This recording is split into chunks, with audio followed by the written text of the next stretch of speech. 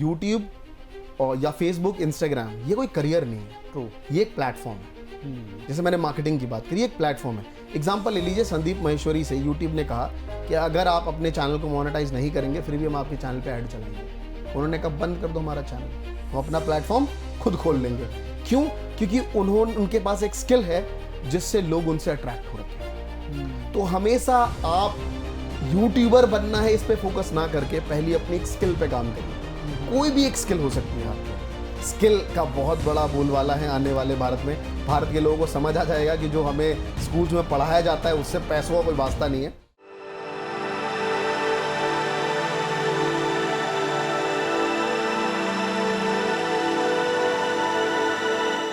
नमस्कार दोस्तों, मैं हूं भूपेंद्र सिंह राठौड़ और आप सभी का स्वागत है मेरे YouTube चैनल कोच BSR पे। दोस्तों, जर्नी चल रही है और मंजिल तक पहुंचना है, और मंजिल तक पहुंचाने के लिए कहीं ना कहीं किसी न किसी गुरु की जरूरत होती है। आज बहुत सारे लोग मुझसे कई बार सवाल पूछते हैं, सर YouTube की जर्नी में कैसे आगे बढ़ें, कैसे एक क्रिएटर बन पाएं, और क्रिएटर की जो चैलेंजेस आते हैं उन चैलेंजेस को कैसे दूर करें।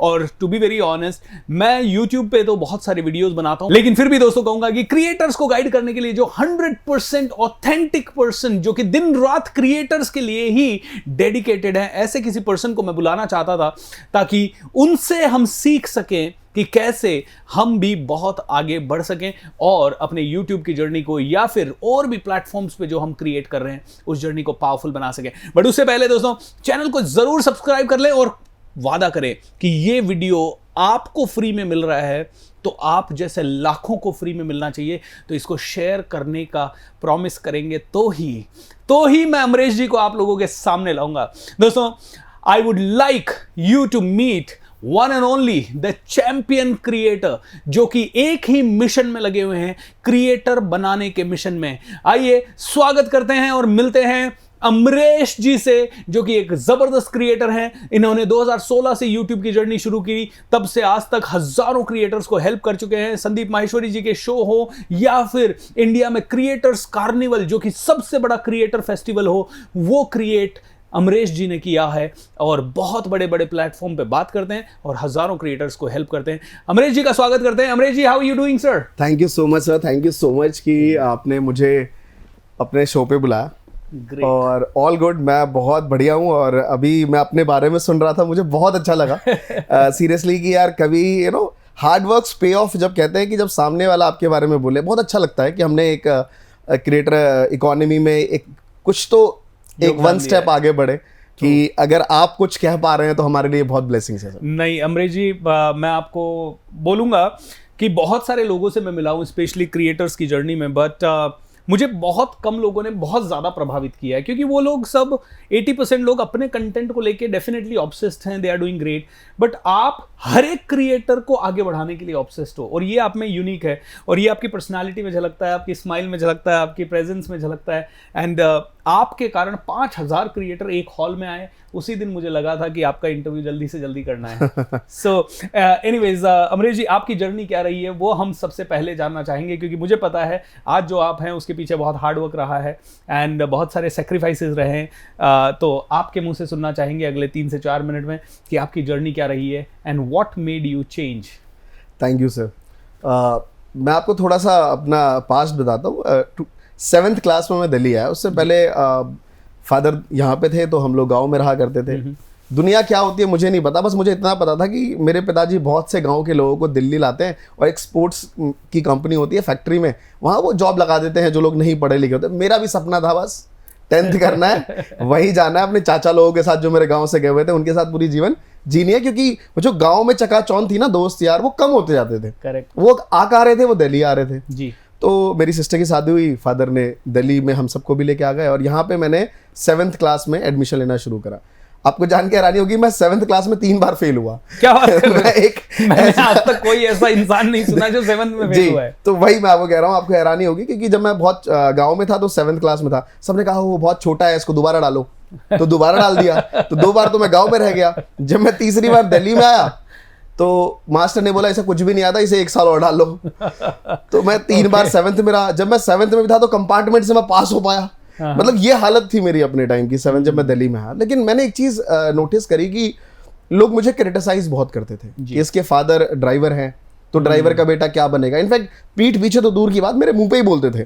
और खैर वही लोग बोलते थे जो ड्राइवर थे, क्योंकि मेरे फादर के और मेरे जितने भी रिलेटिव्स हैं वो सब जनरली किसी कंपनी में ड्राइविंग की ही जॉब करा करते हैं। ओके। तो वो कहते थे कि ड्राइवर का बेटा क्या बनेगा।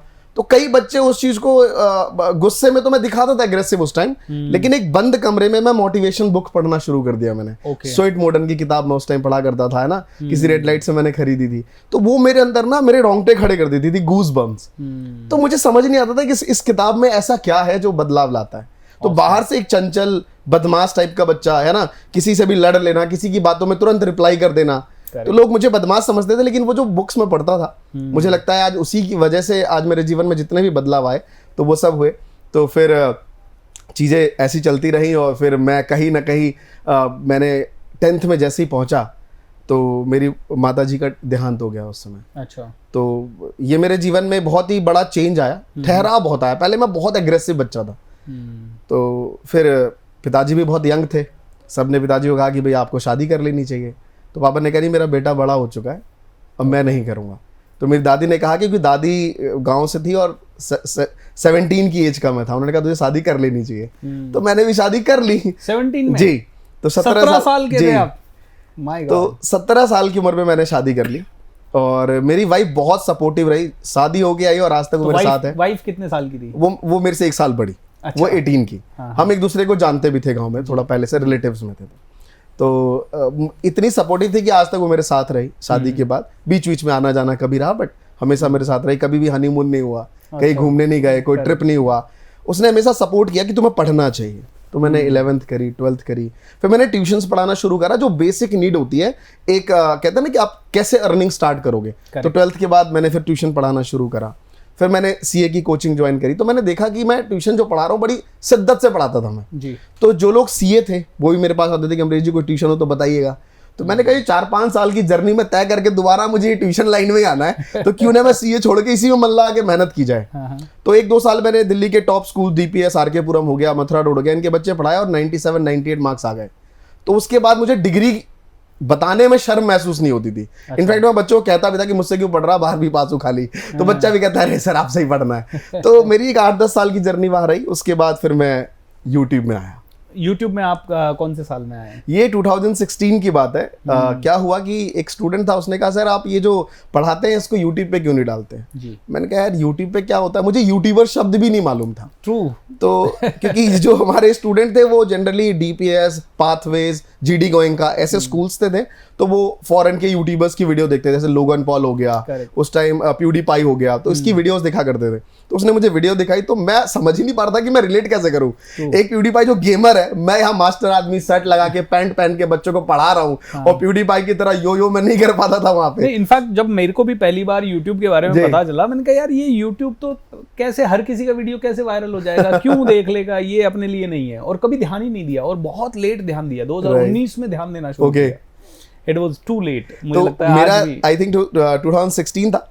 तो मैंने एक आध वीडियो अकाउंट्स की पढ़ा के डाली, बट मैंने 10 साल से पढ़ाते पढ़ाते मैं उस प्रोफेशन थोड़ा बोर भी हो गया था। एक ही काम हर इंसान बार बार करता है, वो जाहिर सी बात है थोड़ा बोरियत बनाता है उसके अंदर। तो फिर मैंने देखा कि यार और बाकी क्या कर रहे हैं इंडिया में क्रिएटर्स। तो कुछ क्रिएटर को देखा जो यार टेक की वीडियोस बनाते हैं, कुछ मोटिवेशनल स्पीकर्स थे उस टाइम, उनकी वीडियोस नजर में आई। तो फिर हमने भी, क्योंकि मास्टर आदमी कहते हैं ना जब कुछ नहीं करता वो मास्टर बनता है, और मास्टर बनने के बाद वो मोटिवेशनल स्पीकर जरूर बनता है। तो क्योंकि वो बच्चों को 30 मिनट पढ़ा रहा है, 30 मिनट उसको मोटिवेट करना है। तो मेरे अंदर वो था सर, क्योंकि मैंने भी कहीं ना कहीं स्वेट मॉडर्न और शिव खेरा सर की बुक पढ़ी थी। तो उन सब बुक पढ़ के मैं आगे आया था। तो फिर मैंने यूट्यूब पे वॉइस ओवर में, क्योंकि मेरे पास बैकग्राउंड नहीं था इतना बढ़िया, आज हमारे पास इतनी सारी चीजें हैं, मैं गिन नहीं पा रहा हूँ कि यहाँ पे कितने कैमरे हैं। करेक्ट। मैं आपको सच बताऊं उस टाइम कैमरा ही नहीं था मेरे पास। हाँ। तो डिफरेंस यही है कि यही तरक्की अगर आप कह लें कि जी। बदलाव यही है। तो मैंने शुरुआत करी छोटे से मोबाइल के कैमरे से वीडियोस बनाना 16-17। फिर धीरे धीरे मुझे समझ आ गया कि यहाँ यूट्यूब पे एक निश, आपको किसी निश में वीडियोस बनानी होती है। तो मैंने करियर काउंसलिंग से पहले वीडियो बनाना शुरू करी, फिर मैंने यूट्यूब को एक्सप्लोर किया और धीरे धीरे फिर आगे बढ़ा। Wow, that's really interesting. क्योंकि ये बड़ा मुश्किल होता है कि ये समझ पाना कि ऑडियो से वीडियो बनाया जा सकता है। राइट। और आपने वहाँ से शुरू कर दी। मैं आपको ऑनेस्टली बता रहा हूँ, मैं यूट्यूब की जर्नी वैसे तो पता तो चल गया था 15-16 से ही, लेकिन कभी शुरू की इसलिए नहीं की यार कैसे बनाएंगे वीडियो, अरे कौन एडिट करेगा, कहाँ से लाएंगे कैमरा, अरे कैमरा महंगा आएगा, ये महंगा आएगा, वो मतलब ऐसा सोचते सोचते आज बड़ा दुख होता है कि काश उसको 2016 में कर देते। नहीं बिल्कुल नहीं, आप बहुत अच्छा कर रहे हैं सर। तो अभी आप ये बताइए सर कि आज कई ऐसे लोग हैं जो आज भी शुरू नहीं कर रहे, हमें लग रहा है कि हम तो लेट हैं, लेकिन कई लोग अभी भी बहुत लेट हैं, उनके लिए आप क्या कहना चाहोगे? मैं एक छोटा सा सवाल पूछना चाहता हूं उनसे कि वो अभी पेपर पे नोट डाउन करें जिन भी उनका फेवरेट क्रिएटर्स हैं जी। हर एक का फेवरेट जोन होता है। कई बच्चे ऐसे होते हैं जिनको मोटिवेशनल स्पीकर, कई ऐसे लोग हैं जो सुनते हैं। आप काउंट करिए कि 140 करोड़ की आबादी में कितने यूट्यूबर्स मोटिवेशन स्पीकर है जिनको आप जानते हैं, जिन पे मुश्किल से 10-12 से ज्यादा लोग नहीं बता पाएंगे। नाम होंगे। अब मैं इतना जानना चाहता हूं कि इतने लोगों को मोटिवेट करने के लिए क्या सिर्फ 10 लोग ही चाहिए? नहीं, लाखों लोग चाहिए। ट्रू। तो अभी भी वो काउंट्स बहुत बाकी है। हम इनकी वीडियो इतना देख के ऑब्सेस्ड हो गए, हमें लगता है अच्छा आपकी वीडियो नहीं चलेगी तो वो सोचेगा अरे आप क्रिएटर नहीं चल रहे हैं, है ना, क्रिएटर ही नहीं चल रहे, आपकी चले ना चलने को लगता है यूट्यूब बंद हो गया, बेकार हो गया। अब देखो यूट्यूब पे वीडियो नहीं चल रही, बट ऐसा नहीं है। मुझे ऐसा लगता है कि अभी मुझे क्या, इनफैक्ट अगर आप स्टैट्स देखें क्रिएटर इकोनॉमी की, तो इंडिया में पेनिट्रेशन रेट इंटरनेट का भी सही से नहीं हुआ है। क्रिएटर इकोनॉमी की तो बहुत दूर की बात है। ट्रू। अभी इंटरनेट जहां पहुंचा है वहां पे लोग अभी लर्न कर रहे हैं सिर्फ फेसबुक को। अब आज हम बहुत सारी ऐसी वीडियोस देखते हैं फेसबुक पे जो समझ नहीं आती क्या बना रहे हैं लोग। कुछ ड्रामेटिकल वीडियो बनाते हैं वो लोग, किसी की शादी हो गई तोड़ लिया, है ना, तो हम देख के हंसते हैं दिल्ली में बैठ के क्योंकि हम मेट्रो सिटी में हैं। लेकिन बिहार के या झारखंड के, उड़ीसा के, ऐसे कई जगहों पे लोगों को यूट्यूब तक नहीं मालूम है, उन्होंने बस फेसबुक को समझा है और वो भी फेसबुक पे आए। तो मैं सिर्फ YouTube की बात नहीं, क्रिएटर इकोनॉमी की बात कर रहा हूँ कि इसे ग्रो होना बहुत बाकी। करेक्ट। तो अभी जो लोग ये सोच रहे हैं कि बहुत आगे बहुत जा चुका है, लाइक सैचुरेशन आ चुका है इसमें, ऐसा नहीं है। अभी तो ये इवॉल्व तक नहीं हुआ है सर। वाओ। तो ये है दोस्तों, इसका मतलब है कि अभी भी लेट नहीं है। मुझे लगता है कि मैं 2019 में आया, मैं लेट हो गया, लेकिन यस मेरे लिए ये लेट हो सकता था उस समय, क्योंकि मुझे पता 2015 से था। मुझे बस इतना सा रिग्रेट है कि मैं 4 साल पहले भी शुरू कर सकता था। आपको भी शायद पता 2015 से है, लेकिन आज भी आप लेट नहीं है, ये अमरीश जी कहना चाहते हैं। लेट वो इंसान होता है जो सब कुछ पता होने के बाद भी शुरू नहीं करता है, और अब तो शुरू कर दे। और मैं अमरीश जी एक चीज कहता हूं, पैसा बट रहा है यूट्यूब पे, तो क्यों नहीं ले रहे? और मैं बस आपकी एक बात वो करना चाहता हूँ, सर ने 2 बार बोला इसलिए मैं रिपीट कर रहा हूँ। एक्चुअली इनको क्यों फील होता है ये लेट हुए हैं, इन्होंने जब आए इन्होंने इतनी फास्ट ग्रो करी कि जो 16-15 में आए उनके बराबरी में आ गए आप, है ना। होता यही है एक्चुअली कि अगर आप भी ना, आपके चैनल पे बहुत कम सब्सक्राइबर्स होते तो आपको लेट फील नहीं होता, लेकिन आप जब आए, आपने आए और आप वो घोड़े की रेस में आए और बहुत फास्टली ग्रो किया, और जिनको भी आप देखा करते थे यूट्यूब पे ग्रो करते उनके बराबर आ गए। तो आपको फील होता है यार मैं भी 16 से शुरू करता था, बहुत आगे होता। बस फर्क इतना ही, आप बहुत अच्छा कर रहे हैं। 10 मिलियन हो सकते थे, अभी 10 मिलियन आए नहीं है, आप बहुत अच्छा कर रहे हैं। Thank you so much sir. तो ये बताइए अमरीश जी की जैसे अब जो इंसान शुरू नहीं कर पा रहा है या आज भी डर रहा है कि यार कैमरे का पैसा लगेगा, लाइटिंग का पैसा लगेगा, ग्रीन स्क्रीन का पैसा लगेगा, फिर मेरे वीडियो को कौन देखेगा, तो ऐसे बहुत सारे डाउट आज भी एक क्रिएटर के माइंड में हैं जो बनना चाहते हैं बट बन नहीं पा रहे हैं। उनको आप क्या कैसे गाइड करते हो उनको? देखिए, सबसे पहली चीज़ तो मैं ये कहना चाहूँगा, जितने लोगों का इंटरेस्ट है क्रिएटर बनने पे कि मैं यूट्यूब पे वीडियोस बनाऊँ, इंस्टाग्राम पे, फेसबुक पे अपना एक कंटेंट बनाऊँ, मैं आप लोगों को एक चीज़ कहना चाहूँगा कि सबसे पहले आप देखिए कि एक इक्विपमेंट्स की क्या ज़रूरत होती है। करेक्ट। मैंने खुद, और आप भी शायद इस बात से लाइक सहमत होंगे कि एक मोबाइल फोन की जरूरत है। आजकल हर क्रिएटर के पास 10 से 12 हज़ार का फोन रहता ही है। जितने भी लोग लाइक हमारी वीडियोस देख रहे हैं, इनफैक्ट जो लोग अभी वीडियोस देख रहे हैं उनके पास भी 10,000 से ऊपर के ही फोन होंगे सबके पास। ट्रू, स्मार्टफोन है, राइट। और एक माइक की जरूरत होती है जिससे सही आवाज लोगों तक पहुंच जाए। क्वालिटी थोड़ी खराब भी चलेगी बट आवाज अगर आ जाती है तो लोग बड़ा संतुष्ट महसूस करते हैं। 700-800 रुपए का एक माइक आता है, मैं नाम भी लेता हूँ, बोया का माइक, हम सब ने यूज किया। आई थिंक मैंने तो कई सालों तक यूज किया, सर आपने भी वही यूज किया होगा। तो उसके अलावा और भी वैरायटी ऑफ माइक है, लेकिन कई बार हम लेके आते हैं नहीं चल रहा होता है, लेकिन वो एक ऐसा माइक है जो वर्ल्ड वाइड हर कोई यूज कर रहा है। 700-800 रुपए का आता है सर वो माइक। ले आइए, एक फोन आपके पास है ही, 300-400 रुपए का एक नकली ट्राइपॉड रख लीजिए, है ना, बस उसे रख के, और जो आपके अंदर कंटेंट है। अब सबसे बड़ा चैलेंज ये आता है कि बनाए क्या। जैसे अभी थोड़ी देर आप पहले कह रहे थे कि मैं बहुत सारी चीजें, इतना अंदर कुछ है मैं बोल देता हूँ, वो है तभी आप बोल पा रहे हैं ना कैमरे पे। तो जब भी आप पहली बार कैमरा, जैसे मेरे पास क्या होता है क्या, एक्चुअली एक नॉर्मल पर्सन जितना लाउड अभी बोल रहा होता है, कैमरा देखते ही वो धीरे हो जाता है। नमस्कार दोस्तों, कैसे हैं आप सब, और हमें क्या है कि हम कैमरा देखते लाउड बोलते हैं और हम नॉर्मल में बड़ा धीरे रहते हैं। तो ये बदलाव लाना है आपको। तो ये बदलाव तभी आएगा जब कंटेंट पे आप काम करेंगे। So true. कंटेंट से पहले आपको ये डिसाइड करना है कि मार्केट में 50, 60, 100 तरीके की निशेस हैं। मोटिवेशनल स्पीकर में भी 4-5 वैरायटी है अलग अलग, है ना। कुछ बिजनेस कोच हैं, कोई सेल्फ हेल्प से रिलेटेड बात करते हैं, आप बहुत सारी चीजों में करते हैं, है ना। तो अलग अलग क्रिएटर का एक जॉनरा है। करेक्ट। आपको एंटरटेनमेंट वीडियोस बनानी है, आपको व्लॉग की वीडियोस बनानी है, आपको एडटेक में एजुकेशनल वीडियोस बहुत से लोगों को बनाना होता है, बहुत से लोगों को सिर्फ और सिर्फ गेमिंग करनी है या किसी भी ऑनलाइन अर्निंग के ऊपर बातें करनी है। सबसे पहले उसमें थोड़ी सी स्टडी करना शुरू करिए। आजकल पर्सनल फाइनेंस का ऐसा टॉपिक है, आप देखिए, आप खुद जानते हैं कि भारत में 3 से 4% लोगों को फाइनेंस के बारे में नॉलेज है। बिल्कुल। इसमें तो सबसे ज्यादा क्रिएटर चाहिए। इनफैक्ट इतने क्रिएटर आ चुके हैं, आप सोचेंगे मैं इतना बोल रहा हूं तो ज्यादा नहीं आए। क्रिएटर की इतनी वैल्यू बढ़ गई कि सेबी तक रोक लगा देती है यूट्यूबर्स को कि तुम्हें ये बोलना है और ये नहीं बोलना है। 1-2 क्रिएटर्स को बैन कर दिया गया है कि आप किसी भी पर्टिकुलर कंपनी के बारे में नहीं बोल सकते। तो यूट्यूबर का इतना ऑरा हो चुका है। तो सबसे पहले आप किसी पर्टिकुलर सब्जेक्ट में थोड़ी मास्टरी करिए और उस मास्टरी को कैमरे के सामने आइए। जब आप पढ़ के किसी चीज को कैमरे पे आएंगे तो जैसा सर ने कहा कि शुरुआत कैसे करें, पहले दिन आप बहुत वाहियात वीडियो बनाएंगे, है ना।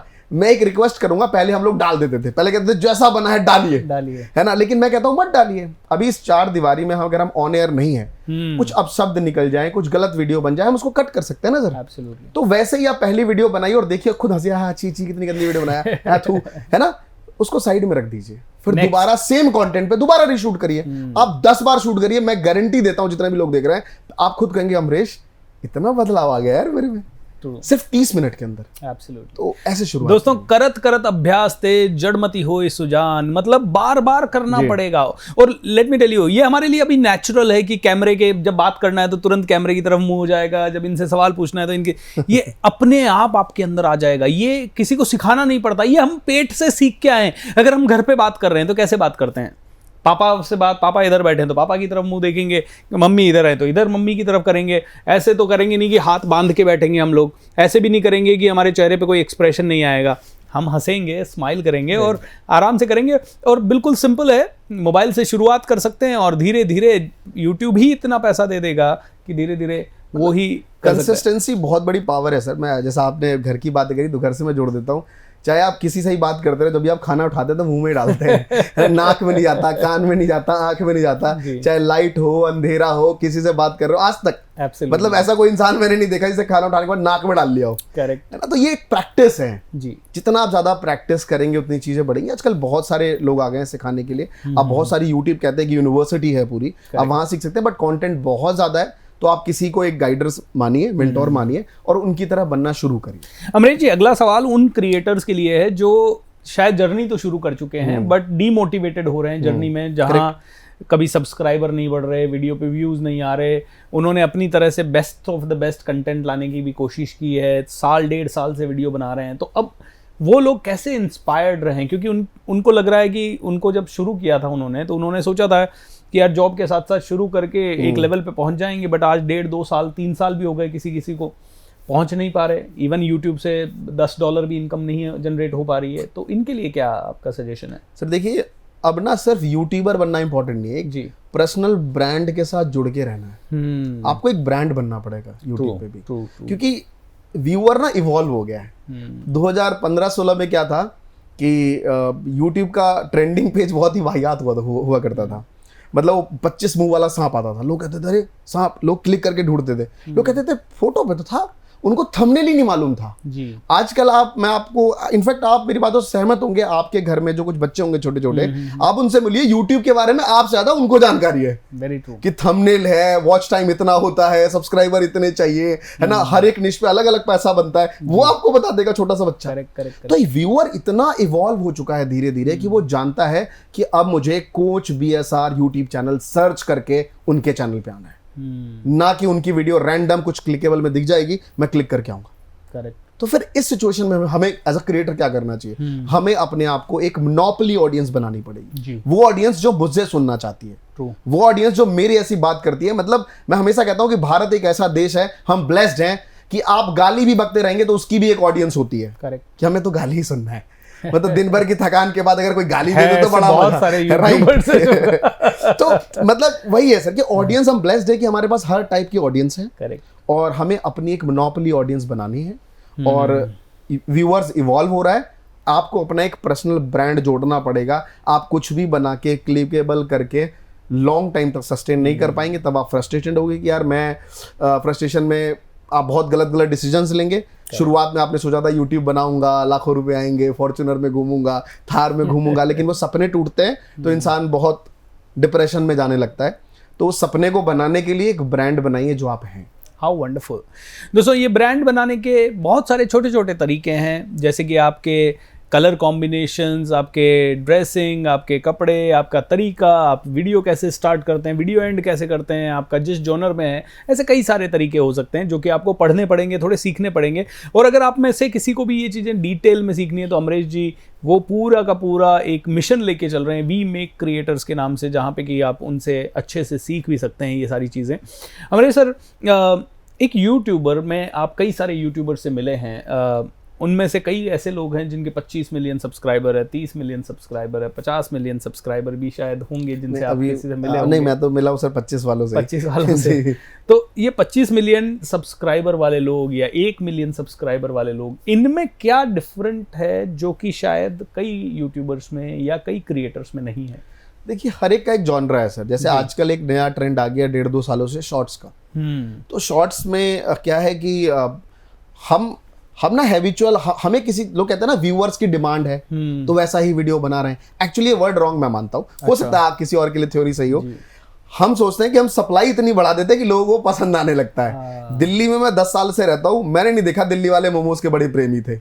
अचानक से जहां भी पूछो भाई कहाँ, ना कह रहा कोने पे मोमोज वाला मिलेगा, वहां से राइट ले लियो, है ना। मोमोज की दुकान पे गए, देखिए यार गोलगप्पे वाले मिल ही नहीं रहे, मोमोज ही खा लेते। इतना हैबिचुअल बन गया कि हर दुकान पे मोमोज वाले ही दिख रहे हैं। अब लोग कह रहे हैं दिल्ली वाले मोमोज से प्रेम करते हैं। ऐसा था नहीं पहले, सप्लाई इतनी बढ़ा दी।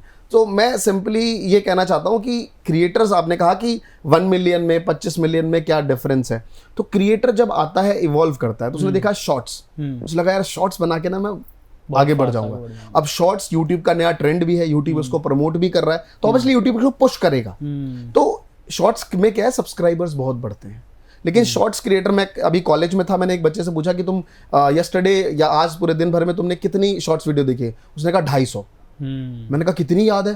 कह रहा 3 याद है। मैंने कहा वो 3 तुम्हें इसलिए याद है क्योंकि तुमने पहले भी उसके बारे में देखा हुआ है, तभी वो 3 याद है। तो शॉर्ट्स का पेनिट्रेशन दिमाग से निकलने का बहुत जल्दी है, बहुत फास्ट है, मतलब रजिस्टर ही नहीं करता। और कई बार ये भी होता है कि जब हम शॉर्ट्स दिखा रहे हैं ना, तो सब्सक्राइबर नहीं बढ़ रहे हैं। शॉर्ट्स में कई लोगों के मिलियंस में व्यूज हैं, बट वो शॉर्ट खत्म हुआ तुरंत वो गायब हो जाते हैं। तो कई क्रिएटर्स के 10 मिलियन 12 मिलियन सब्सक्राइबर्स तो हैं, लेकिन वो पैसे नहीं बना रहे। मैं हमेशा मानता हूं कि लोग यूट्यूब पे शुरुआत में तो आते हैं नेम फेम के लिए, लेकिन 1-2 साल बाद नेम फेम से मतलब नहीं होता, उनको पैसा चाहिए। तभी लोग कहते हैं कि तुम्हारी फेक स्माइल है। हमारे पास कोई सेल्फी लेने आता है, चलो क्या जा, हमें पैसा चाहिए। पहले हम सोचते थे काश कोई कॉलेज हमें बुला ले, आज कहते हैं जब तक 5-10 लाख रुपए नहीं देगा नहीं जाएंगे। क्यों? क्योंकि 1-2 साल बाद आपको फेम नहीं चाहिए, आपको पैसा चाहिए। तो पैसा बनाने के लिए पहले तो हम फेम के चक्कर में रहते हैं। इसीलिए मैं कहता हूं अब जो पहले क्रिएटर्स ना इंसिडेंटली आ जाते थे कि कुछ नहीं कर रहे, जैसे हम सब क्या थे, पढ़ाई में मन नहीं लग रहा, पढ़ाते पढ़ाते को चलो कुछ वीडियो बनाते हैं, बन जाएंगे। अब क्रिएटर्स बनने आते हैं लोग। करेक्ट। अब लोग ऑफलाइन, अब लोग ऑनलाइन टीचर्स बनने आते हैं, ऑनलाइन क्रिएटर्स बनने आते हैं। तो पहले से ही प्लान करके चलिए कि यार मेरा निश क्या है, कमाना मुझे करोड़ों रुपए है और मैं आके यहाँ पे नॉर्मली मतलब सेल्फ हेल्प की बातें कर रहा हूँ, नॉर्मल बातें कर रहा हूँ, तो मैं करोड़ों रुपए नहीं बना पाऊंगा। अंदर एक मलाल रहेगा, ना मैं काम भी अच्छा कर पाऊंगा, ना मैं करोड़ों बनाना पाऊंगा। तो सबसे पहले अपना एक गोल डिसाइड करिए, क्योंकि मैं कई क्रिएटर से अलग अलग मिलता हूँ सर। कई ऐसे क्रिएटर हैं जिनके सब्सक्राइबर सिर्फ 50,000 से 1 लाख हैं और वो महीने का 1 करोड़ रुपए बनाते हैं। ट्रू।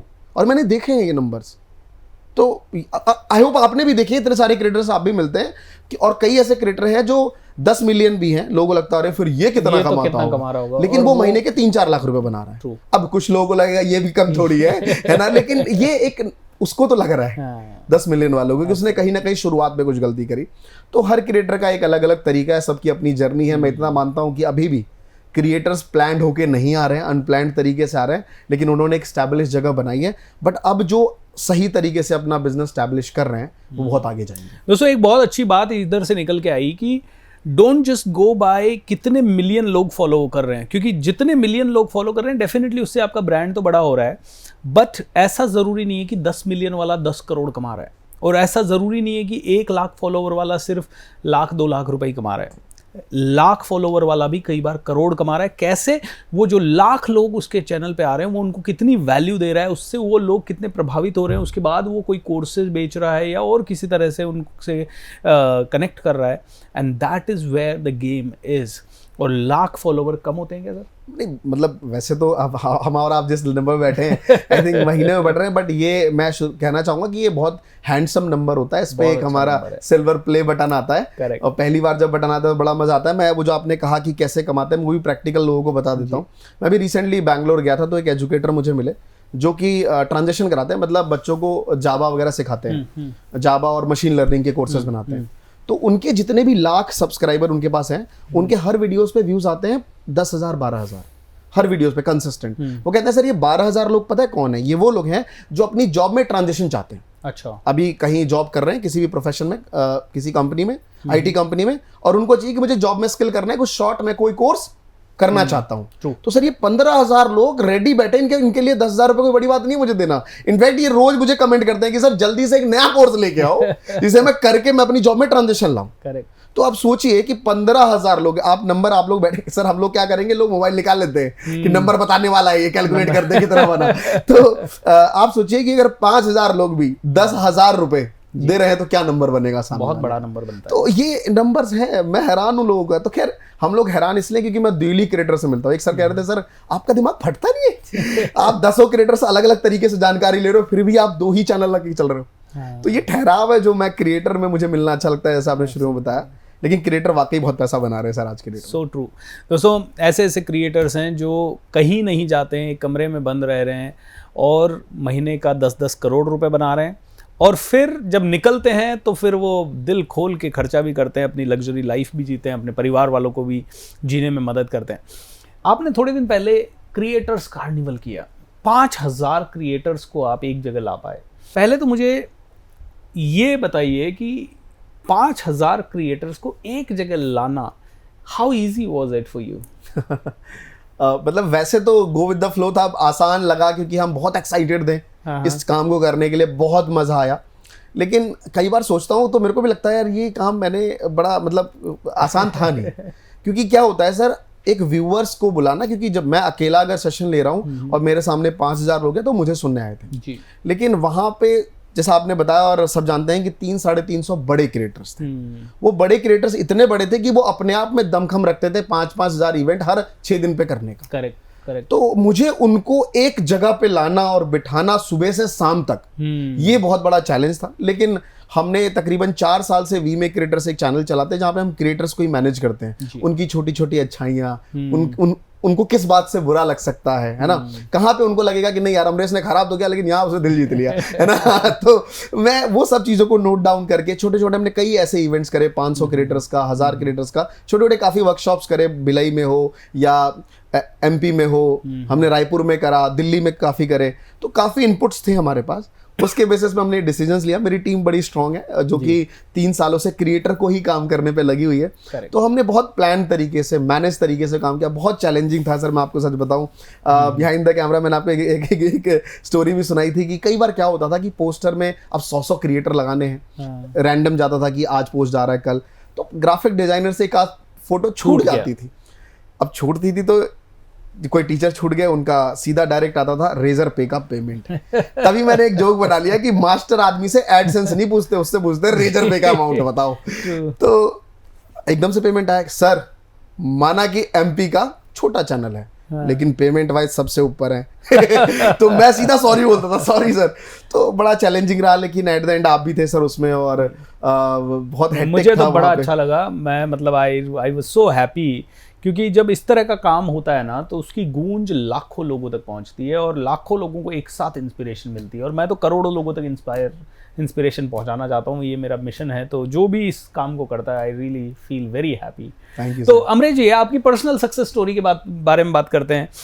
आपने 2016 से शुरू किया, मैं चाहूँगा कि आप लोगों के साथ शेयर करें कि हो सकता है ये आपके लिए ईजी हो या ना हो शेयर करना, बट सवाल पूछना मेरा हक है। How much do you make out of this kind of a creation जो कि आपने YouTube के थ्रू किया? देखिए एक दो बार मैंने अपने चैनल पे अपनी एडसेंस की रेवेन्यू शो करी हुई है। तो अब तक हमने देखा कि कुछ एडसेंस से बीते 7 सालों में 2-2.5 करोड़ रुपए हमने बनाए एडसेंस रेवेन्यू से। खैर ये भी एक अच्छा खासा हैंडसम नंबर होता है। जब मैं ऑफलाइन में 30 से 40 हज़ार रुपये महीना अर्न करता था और मैं जोड़ूं तो 2 करोड़ रुपए बहुत होते हैं बीते 7 सालों। मैंने कभी सोचा नहीं था कि यार एक अच्छी गाड़ी, अच्छा घर, बहुत सी चीज़ें कर पाऊंगा, लेकिन मैंने ये सब चीज़ें करी। इसके अलावा एक यूट्यूबर की रेवेन्यू आप इससे अंदाजा लगा सकते हैं, शायद मेरी कैलकुलेशन कर पाएंगे लोग, 10,000 × 5,000। हाँ, वैसा वाला परसेंटेज वाइज मैं बता रहा हूँ सर कि हमेशा एक यूट्यूबर का एडसेंस रेवेन्यू उसकी टोटल इनकम का 10 से 20% रहता है। करेक्ट, एवरेज बता रहा हूँ, किसी का 80% भी हो सकता है, लेकिन एक एवरेज इनकम में 15 से 20% होता है। उसके बाद आता है स्पॉन्सरशिप। अगर आपने एक मॉडरेट लेवल पे एक ब्रांड बना लिया, ब्रांड का मतलब ये नहीं कि आप भुवन बाम ही बने तभी आपको एड्स मिलेंगे, कि आपके वीडियोस पे मिलियंस में व्यूज आए, या आप सौरभ जोशी बन जाए या फ्लाइंग बीस्ट बन जाए। बट अगर आपके चैनल पे 10,000 व्यूज भी कंसिस्टेंट आ रहे हैं तो ब्रांड आपके पीछे पागल रहेगा, क्योंकि उसको पता है कि यार आपने 10,000 लोगों को इन्फ्लुएंस तो करा हुआ है, और अगर मैं इस पे ऐड दूंगा तो मेरा ROI अच्छा खासा निकलेगा यहाँ से। तो अगर आपके चैनल पे 10,000 भी कंसिस्टेंट व्यूज हैं तो एक महीने का 7-8 या 5-6 तो आप ब्रांड इंडोर्स कर सकते हैं अच्छा खासा। और मिनिमम आज के रेट में अगर आप 3 से 4 साल यूट्यूब पे हैं और इतने व्यूज आ रहे हैं तो समझिए 2 से 2.5 लाख रुपए तो आपके बनने ही बनने हैं। एक ब्रांड से सर बनता है। तो आप सोच लीजिए उससे क्या बनेगा। साथ में मेरा एक स्किल वाला काम भी है। मैं तकरीबन 4 सालों से लोगों को डिजिटल मार्केटिंग सिखाता हूं, मैं और मेरी पूरी टीम। तो एक अच्छा खासा हमारा स्टूडेंट बेस भी है उस पर, तो एक वहां से भी एक हैंडसम अमाउंट आता है हमारा। और भी बहुत सारे तरीके हैं, लेकिन मेजर ऑफ तरीके यूट्यूबर्स के होते हैं। उसके बाद एफिलिएट्स हैं और भी बहुत से तरीके हैं। तो एक इतना है कि मैं आपको सच बताऊं कि मतलब मैं बहुत खुश हूं कि यार मैं अगर YouTube नहीं होता, क्योंकि मेरे जीवन में YouTube आया था पहली बार। मतलब मैं मास्टर से YouTube पे ही आया था, मुझे क्रिएटर नहीं पता था, मुझे YouTube मालूम था। तो मैं कहीं भी अगर कुछ होता है तो मैं YouTube का थैंक यू कहता हूँ। जैसे एक छोटा सा इंसिडेंट भी हुआ, लोग कहते थे अरे यूट्यूबर बन गए, कुआं है, बाल्टी से निकाल रहे हैं लोग, जो जनरली जो रिलेटिव्स हैं जब देखते हैं। तो मैंने कहा ऐसी बात है, मैंने कहा रुको, मैं बैंगलोर की एक टॉप कंपनी में मैंने 1 करोड़ का पैकेज लिया। क्या बात, आज से 7 महीने पहले। और 3 महीने काम करने के बाद वहां पे पूरी टीम भी ले गया मैं अपनी, 30 लोगों की टीम वहां ले गया, शिफ्ट हो गया वहां पे। और 3 महीने करने के बाद मेरे को लगा नहीं यार मैं जॉब फिटेड बंदा नहीं। इंसान को तब लगता है जब आप उसमें घुसते हो। मैंने रिजाइन कर दिया। How beautiful. और रिजाइन करने के बाद जो मुझे बोनस भी मिला था 1 आध करोड़ रुपए, मैंने वो वापस किए। अच्छा, इंस्टेंट। और यहाँ आने के बाद फिर लोगों ने कहा देखा यूट्यूबर था, भगा दिया ना इन लोगों को, इन लोगों से पैसा नहीं बनता। रिश्तेदार, मैंने कहा जल गई मेरी, मैं दिखाता हूँ तुम्हें फिर से। मैंने विद इन 3 मंथ्स 3 कंपनी बिठा दिए, तीनों के ऑफर लेटर पड़े थे। इतना और 1.5। अच्छा, मैंने कहा 1.5 करोड़ वाली जॉब लूंगा। और मैंने ली और मैंने दिखा दी उनको कि देखो भाई दोबारा से ले ली जॉब। तो मेन पावर ही होती है कि इन सब में एक बात समझ आई कि डिग्री की कोई वैल्यू नहीं है sir. That was inspiring। 1.5 crore का जॉब पैकेज आपने लेके 3 महीने में वापस छोड़ दिया। और वो भी लेके मुझे लग नहीं रहा कि मैं उनको काम करता हूं, बट उनको लगता है मैं अच्छा काम कर रहा हूं उनके लिए। तो मैं एज अ क्रिएटर इतना बढ़िया आप अपने आप को बनो यार कि आपको खुद ही फील ना हो रहा हो कि मैं करता क्या हूँ। लोगों को लग रहा है कि यार आपके पास टाइम ही नहीं है, आप तो बहुत बिजी हो। और आपको फील हो रहा हो कि यार आप बेरोजगार हो, कुछ नहीं काम करते, निठल्ले बैठे। एज अ क्रिएटर मेरे को ये फील होता है। लोग मुझे हर दिन कहते हैं अमरीश जी आप बहुत बिजी रहते हो, वाओ यहाँ जाते हो वहां जाते हो करते हो। मुझे लगता है मैं कुछ काम ही नहीं करता। So true. हम लोग तो वो करते हैं जो हमें सबसे ज्यादा पसंद है। तो अभी बातचीत कर रहे हैं दोस्तों, कभी भी दोस्तों से मिलोगे तो भी बातचीत करोगे, हम लोग भी एज ए दोस्त बातचीत कर रहे हैं और ये वीडियो भी बन रहा है। Such beautiful. दोस्तों ये पावर है आपकी ब्रांड बिल्डिंग की। देखिए क्या है, YouTube से पैसा एक लेवल पे मान लीजिए आपका अच्छा बन रहा है, 10 लाख 20 लाख 25 लाख, लेकिन जो अमरीश जी ने कहा आज हम लोग YouTube से एक महीने में, मेरे 22-23 लाख सब्सक्राइबर है, लेकिन बहुत अच्छा पैसा बनता है। पता है कैसे?